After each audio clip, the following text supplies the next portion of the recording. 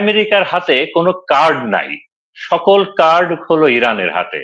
এই যে even even এই যে একটা নেগোসিয়েশন হচ্ছে, একটা নেগোসিয়েশন, এটাও তো এমন একটা পরিস্থিতি ইরান তৈরি করতে পেরেছে বলেই তো আলোচনার নেগোসিয়েশনের কথা হচ্ছে। তো এই এই সব কার্ড গুলো হলো ইরানের হাতে, আমেরিকার হাতে এই মুহূর্তে কোনো কার্ড নাই।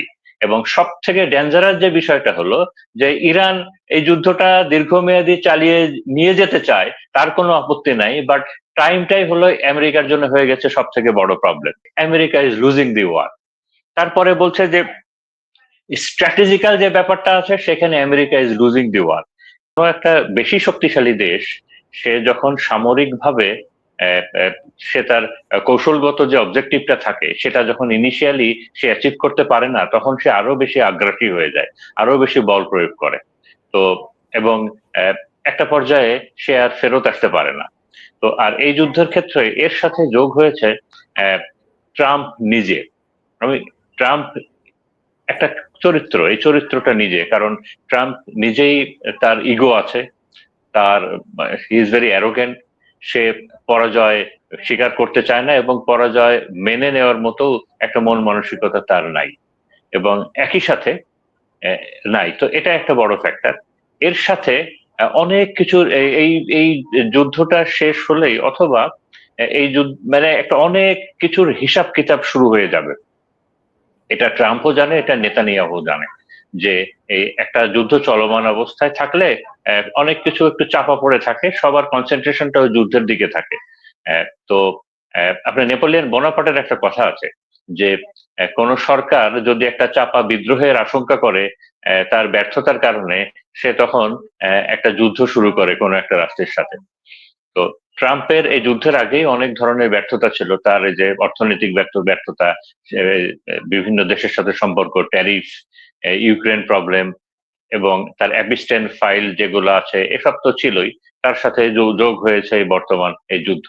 এবং এরা জানে, ট্রাম্প জানে, নেতানিয়াহু জানে যে এই যুদ্ধ শেষ হলে তাদের বিচার শুরু হবে, তাদের বিচার হবে। আমি আমেরিকার একটা জার্নালে পড়ছিলাম, একজন প্রাক্তন প্রশাসনের একজন সিনিয়র অফিসার উনি বলছিলেন, আবার একটা মিলিটারি জেনারেলও বলছিলেন যে পসিবলি এই ট্রাম্প হতে যাচ্ছেন আমেরিকার প্রথম প্রেসিডেন্ট যিনি কারাগারে থাকবেন। তো আর একটা জিনিস শিওর, যে এটা হলো যে ইরানের রেজিম চেঞ্জ হবে না, এটা তো ফর শিওর আমরা জানি। আমার সাথে পাঠান ভাইও ইনশাল্লাহ একমত হবেন। কিন্তু আমেরিকার এবং ইসরায়েলের রেজিম চেঞ্জ হবে, মানে প্রেসিডেন্ট ট্রাম্প ও প্রেসিডেন্ট থাকবেন না, রিপাবলিকান এই দলটাও আগামীতে জিতবে না আগামী ইলেকশনে, আর নেতানিয়াহুও থাকবে না, এবং তার দল লিকুদ পার্টিও আসবে না। তো এই দুই দলের রেজিম চেঞ্জ হবে। তো এখন আমি একটু আমেরিকার দিকে তাকাতে চাই। আহ, একটা জিনিস হয়তো খেয়াল করলে, আন্তর্জাতিক মিডিয়াকে খেয়াল করলে টের পাওয়া যাবে, বিশেষ করে আমেরিকাতে, আহ, যে গত 5 দিনে আমি এই প্রথম খেয়াল করলাম যে মিডিয়াতে বিভিন্ন ভাবে ট্রাম্প প্রশাসন এবং তার এই যুদ্ধনীতি, এই ব্যর্থতা কোথায় কোথায়, এগুলো নিয়ে বিস্তর আলোচনা এবং সমালোচনা হচ্ছে, যেটা প্রায় 1 মাসের উপরে হয়ে গেল যুদ্ধ। প্রথম প্রায় 15-20 দিনে এইভাবে হয় নাই। ইসরায়েলে তো সম্পূর্ণ মিডিয়াটাই সেন্সর ছিল, তার ভেতরেও সেখানেও সমালোচনা শুরু হয়েছে। তো এখন আমি আমেরিকার প্রসঙ্গে প্রথমে আসি। তো এখানে চিন্তাবিদরা প্রথম যে সমালোচনাটা করছেন এটা ট্রাম্প প্রশাসনকে ঘিরেই করছেন, ট্রাম্পকে নিয়ে এবং ট্রাম্প প্রশাসনকে নিয়েই করছেন, যে এই যে যুদ্ধটা ফেল করছে, ট্রাম্পের যুদ্ধটা, বলছে যে সব থেকে বড় ব্যর্থতাটা হলো এই ট্রাম্প প্রশাসন যে স্ট্র্যাটেজি, এই যুদ্ধের জন্য যে স্ট্র্যাটেজিটা প্রণয়ন করেছে সেই স্ট্র্যাটেজিটার ব্যর্থতা। এখানে কোনোভাবেই সামরিক ব্যর্থতা নাই তারা বলছে, এবং তাদের সাথে আমিও একমত। বলছে যে দেখো, আমেরিকার ইন্টেলিজেন্স তো খুব ভালো কাজ করেছে সোফার, তারা পিন পয়েন্ট ইনফরমেশন দিয়েছে, অ্যাকুরেট ইনফরমেশন দিয়েছে, তারা করেছে এগুলা। তারপরে তাদের মিলিটারি যে টাস্কিং গুলো পেয়েছে, সার্জিক্যাল স্ট্রাইক বলি, বিভিন্ন জায়গায় বোম্বিং করতে বলি, মিসাইল অ্যাটাক বলি, হোয়াটএভার ইট ইজ, বিমান বাহিনীর বিমান হামলা, তাদের মিলিটারি ফেল করে নাই। তো ফেলটা করেছে কোথায়? একটা স্ট্র্যাটেজির অনেকগুলো কম্পোনেন্ট থাকে, ওই কম্পোনেন্ট গুলাই ফেল করেছে। আর এ ধরনের একটা বড় যুদ্ধে সব থেকে ইম্পর্টেন্ট একটা কম্পোনেন্ট থাকে হলো পলিটিক্স।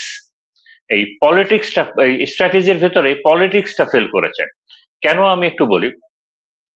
আমার বিচারে, একজন সামরিক অফিসার হিসেবে আমার বিচারে এই ধরনের পরিস্থিতিতে পলিটিশিয়ানদের দুইটা বড় কাজ থাকে। একটা হলো পলিটিশিয়ানরা একটা গিভেন সিচুয়েশনে মানুষের সাইকিটা বুঝতে পারে এবং যে কোনো একটা ঘটনার পর এর আফটার ম্যাথ কি হবে এবং একটা ঘটনার পরে ঘটনা প্রবাহগুলো কি কি হবে, এটা সাধারণ মানুষের থেকে পলিটিশিয়ানরা ভালো বেশি রিড করতে পারে।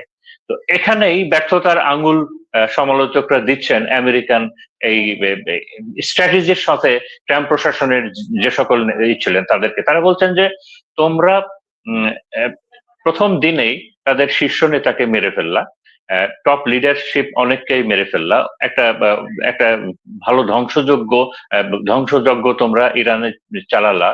এবং যে ইরানটা জানুয়ারি মাসে একটা বড় বিক্ষোভ হয়েছিল ইরানের, অনেকে বলে ইরানের ইতিহাসে একটা বড় বিক্ষোভ, সরকার বিরোধী বিক্ষোভ, যেখানে যে বিক্ষোভটা দমন করতে প্রায় বল প্রয়োগ করতে হয় এই খোমেনি সরকারকে, এবং প্রায় 7 থেকে 10 হাজার মানুষ মারা যায়।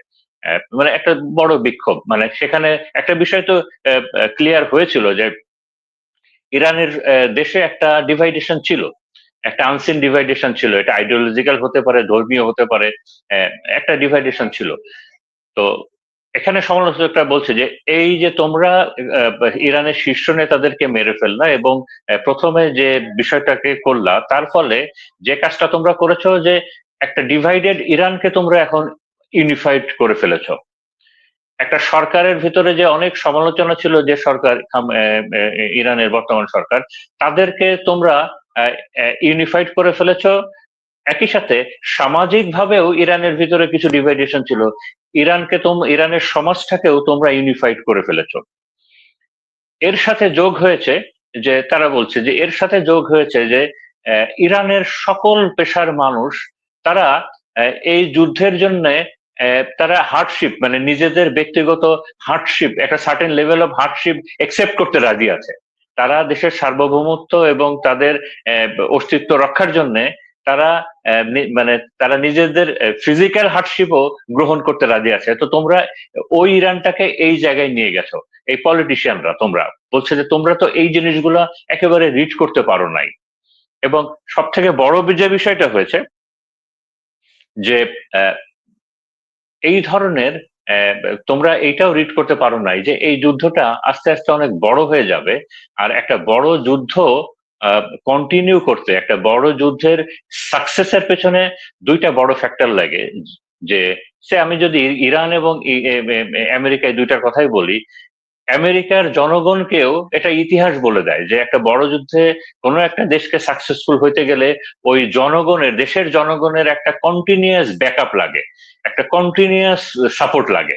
এই যখনই একটা দেশের পেছনে দেশের জনগণের এই সাপোর্টটার ঘাটতি হয়ে যায়, তখনই তার যুদ্ধের এন্ডিংটা কখনোই ভালো হয় না। তো এই বিষয়গুলো সামনে এসেছে। এখন তারা বলছে যে আমরা যদি ভাগ ভাগ করি যে আচ্ছা ঠিক আছে, যে আমেরিকা কোথায় কোথায় সফল হয়েছে কিংবা ব্যর্থ হয়েছে, আমরা যে এই যুদ্ধের যে বড় বড় যে কম্পোনেন্ট গুলো আছে, আমরা যদি মিলিটারি হিসাব করি, আচ্ছা সেখানে আমেরিকা এবং ইরান 50-50, দুজনেই ভালো করেছে, 50-50। তারপরে এরপরে যে অর্থনৈতিক যে যুদ্ধটা আছে, সেখানে America is losing the war. তারপরে বলছে যে স্ট্র্যাটেজিক্যাল যে ব্যাপারটা আছে, সেখানে America is losing the war. কারণ হলো এখানে একটা মিলিটারি জেনারেল, সে বলছে, আমেরিকান মিলিটারি জেনারেল বলছে যে এই মুহূর্তে আমেরিকার হাতে কোনো কার্ড নাই, সকল কার্ড হলো ইরানের হাতে। এই যে ইভেন এই যে একটা নেগোসিয়েশন হচ্ছে, একটা নেগোসিয়েশন, এটাও তো এমন একটা পরিস্থিতি ইরান তৈরি করতে পেরেছে বলেই তো আলোচনার নেগোসিয়েশনের কথা হচ্ছে। তো এই এই সব কার্ড গুলো হলো ইরানের হাতে, আমেরিকার হাতে এই মুহূর্তে কোনো কার্ড নাই। এবং সব থেকে ডেঞ্জারাস যে বিষয়টা হলো যে ইরান এই যুদ্ধটা দীর্ঘমেয়াদী চালিয়ে নিয়ে যেতে চায়, তার কোনো আপত্তি নাই, বাট টাইমটাই হলো আমেরিকার জন্য হয়ে গেছে সব থেকে বড় প্রবলেম। এবং একই সাথে একই সাথে আর কিছু বিষয় এসেছে যে ট্রাম্পের অ্যাডমিনিস্ট্রেশনের ভিতরে এখন বড় ধরনের সমালোচনা শুরু হয়েছে। যে একটা ডিভাইডেশন তো আমরা আগেই ফিল করেছিলাম, যে ট্রাম্প প্রশাসনেরই একটা বড় অংশ মনে করে যে আমেরিকা যুদ্ধ করছে ইসরায়েলের জন্য, এবং ইসরায়েলের জন্য যুদ্ধ করতে যে আমেরিকার অর্থনৈতিক ক্ষতি হচ্ছে, জাতিগত ক্ষতি হচ্ছে, এবং আমেরিকার মানুষ মারা যাচ্ছে, সৈনিক মারা যাচ্ছে। একই সাথে রিপাবলিকানরা, যে কট্টর রিপাবলিকান যারা ছিল আমেরিকার, তারা তো ট্রাম্পকে ব্যাক করতো, তাদের ভিতরে ঘনিষ্ঠরাও ট্রাম্পের সমালোচনা করা শুরু করেছেন এখন। তো আপনারা খেয়াল করে দেখবেন যে ভাইস প্রেসিডেন্ট যিনি আছেন আমেরিকার, মিস্টার পেন্স, তিনি, এটা এটা ওয়েস্টার্ন মিডিয়ার খবর, আমেরিকান মিডিয়ার খবর, যে তিনি এই যুদ্ধটা থেকে একটু ডিস্টেন্স মেনটেন করছেন, এবং এই যুদ্ধের ব্যাপার স্যাপার গুলোতে ওনাকে ওইভাবে দেখা যাচ্ছে না, এবং উনি একটা ইমেজ তৈরি করার চেষ্টা করছেন যে he is not in favour of this war, যাতে করে আগামী ইলেকশনে, তিনিও তো একসময় প্রেসিডেন্ট ইলেকশনে দাঁড়াবেন, যাতে নিজের চামড়া বাঁচাতে পারেন। তো এখন কেন এরকম হচ্ছে, আমি এখন বর্তমান অবস্থাটা নিয়ে একটু কথা বলতে চাই। তো আমরা যদি ইসরায়েলের দিকে তাকাই, এই মুহূর্তের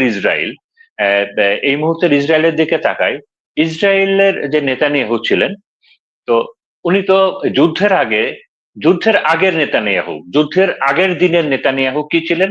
যুদ্ধের আগের দিনে নেতানিয়াহু একটা ওয়ার ক্রিমিনাল ছিলেন, এবং যার বিরুদ্ধে সাজা হয়েছে আন্তর্জাতিক অপরাধ আদালতে।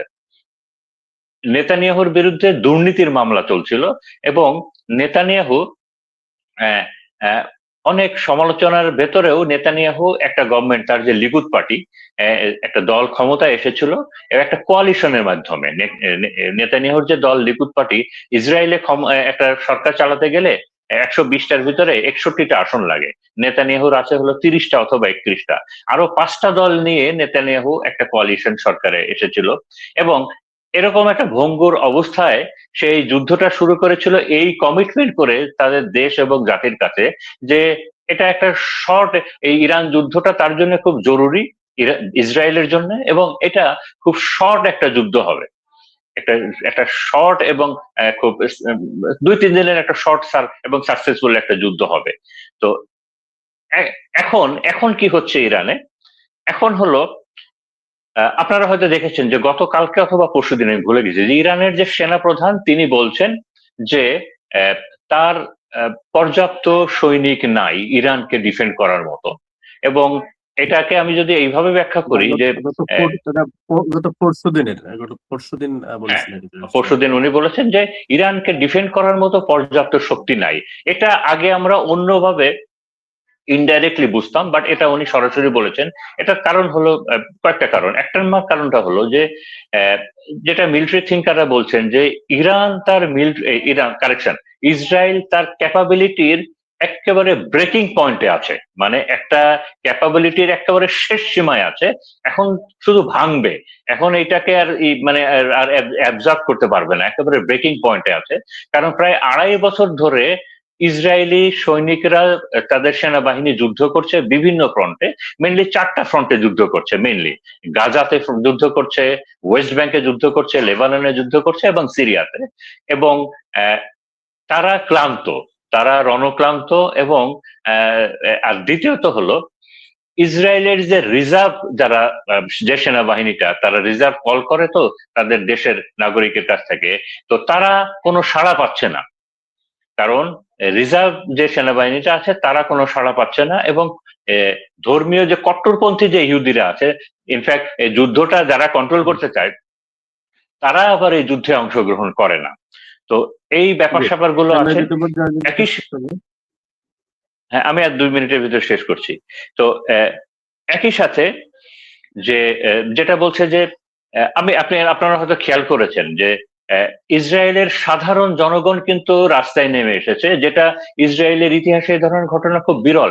যুদ্ধকালীন সময়ে তো প্রশ্নই আসে না, যুদ্ধকালীন সময়ে আজকে দেখলাম যে প্রায় কয়েক হাজার মানুষ ইসরায়েলে, এই এত সেন্সরশিপের ভিতরেও, যেখানে বর্তমানে ইসরায়েলের ধ্বংসযজ্ঞর একটা ছবি কেউ একটা সোশ্যাল মিডিয়াতে দিলে তাকে মৃত্যুদণ্ড পর্যন্ত দেওয়া হবে, এরকমও হুমকি সরকার থেকে দেওয়া হচ্ছে, এরকম একটা সিচুয়েশনে ইসরায়েলে কয়েক হাজার মানুষ আজকে তারা বিক্ষোভ করেছে এই যুদ্ধের জন্য, এবং তারা বারবার বলছে যে নেতানিয়াহুর কোনো প্ল্যান নাই যে এই যুদ্ধটা সে কিভাবে চালিয়ে নিবে এবং কিভাবে শেষ করবে। একই সাথে সে যেসব অঙ্গীকারগুলো করেছিল তাদের প্রোটেকশনের ব্যাপারে, এবং তারা প্রত্যেকটা অঙ্গীকার নিয়ে এখন সন্দিহান এবং ভয় পাচ্ছে।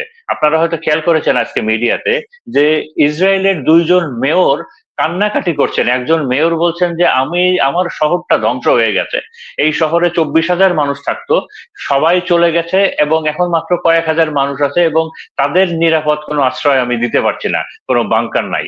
আর একটা মেয়র বলছে যে এরকম একটা অবস্থা এর জন্য নেতানিয়াহু দায়ী, কারণ সে আমাদেরকে বলেছিল যে আমার আকাশ প্রতিরক্ষা আছে, আমার এইটা আছে, আমার সেটা আছে, you you are absolutely safe. তো এই যে ব্যাপার স্যাপার গুলা, এ ধরনের এ ধরনের একটা চিত্র ইসরায়েলে কখনো দেখা যায় না। এবং আপনারা হয়তো জানেন যে ইসরায়েলের মানুষ তারা ওই সাইপ্রাসে একটা জায়গা কিনেছে, তো গ্রিসে শুনছি সেখানেও একটা মানে সব সেইখানে মাইগ্রেট করে ফেলে দেওয়ার একটা প্রচেষ্টা দেখা যাচ্ছে। এবং এর আগে আমি কয়েকটা টকশোতে বলেছিলাম যে ইসরায়েল ইহুদিদের ভিতরে একটা বড় ডিভাইডেশন আছে। মডারেট যারা যুদ্ধটা চায় না, ব্যবসা বাণিজ্য শান্তিতে থাকতে চায়, তেল আবিব গ্রুপ বলে, এবং যারা ধর্মীয় অর্থোডক্স, ধর্মীয় যারা যে গ্রেটার ইসরায়েল চায়, তাদেরকে যে জেরুজালেম, এই দুইটা গ্রুপের ভেতরেও তাদের যে একটা আইডিওলজিক্যাল ক্লাশ এবং এই যুদ্ধের এই বিষয়গুলো আস্তে আস্তে খুব বেশি প্রকট হয়ে গেছে। তো এরপরে আমি আমার এখনকার বক্তব্য আমি এটা বলে শেষ করছি। এরপরে আমি আমেরিকার পোর্শনটা একটু বলতে চাই যে তারা ইরানের নিউক্লিয়ার যে পাওয়ার, এইটা নিয়ে তারা কি একটা সন্দেহ এবং ভয়ের ভেতরে আছে, এই বিষয়টা আমি পরে বলবো। তো ধন্যবাদ।